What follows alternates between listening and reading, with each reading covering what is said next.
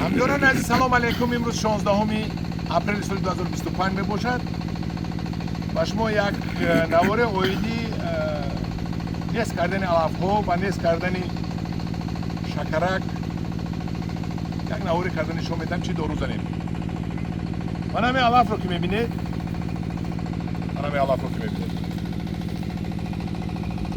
و من این علف رو که میبینید سه برگه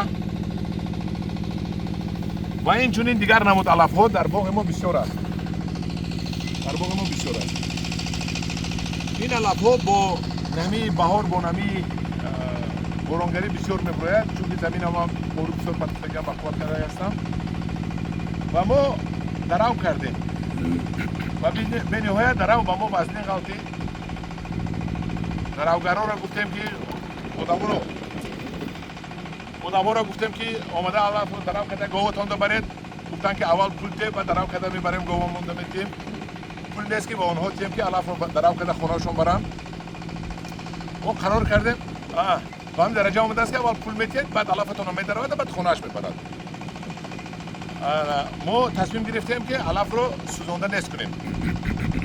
ما علاقه تجربه کردیم در اون قسم بالایی یک بار نشان دادم.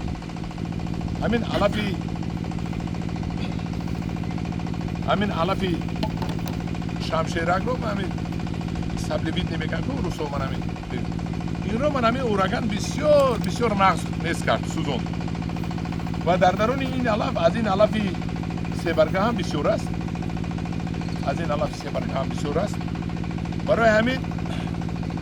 این اورگان همین علفی شمشیرک رو نیست کرد و علفی پهنبرگو ایستادن نسوزون. برای این من پیش خورشید رفتم مغازه فروشی همین داروباری ها گردشی گلگوته با کرمان مغازه دهقان یک رقمش رو میمونم به شما و از آن که از دسترس نمودم دو نمود گریبیتسید یک نمودش همین اورگان برای علف های شمشیرک دویمش رو نامش رو فراموش کردم خوکه هست برای علف های پهنبرگ. اینقدر هم باشد این خمیش رو میکشد نمیدونم یک سری خمیش رو گرنگ میکنه و خمیش رو فکر میکنم که دو سه مرتبه زدن در کار برای که سوال میکرد این رو میکشد و این رو میکشد اگه نمیدونم سجده بینید ده برای نیست کردن این علف در یک جایگی من مصلحت کردم که یک موادی که یک اوره هم علف شمشیرک رو کشد هم پهنبرگ رو و من توصیه داد 200 گرم از اورگان در 20 لیتر آب و من همین 40 گرم و من 3 دانه داد گربیتسید خوکگی این رو 40 گرم رو در 1 لیتر آب من هم در یک ظرفی 1 لیتر ریخته آب قطعی محلول میکنه بعد از این در 20 لیتر آب 200 گرم از اورگان میاندازید و 100 گرم از همین 1 لیتر آبی کردگیتون یک نکی همین برای 200 لیتر آب میرسد 100 گرم 200 گرم 300 400 خلاصه گپ 10 مرتبه همین رو پوش میکنید در 20 لیتر آب میشود برای 200 لیتر آب این برای 100 لیتر آب میشود و بعد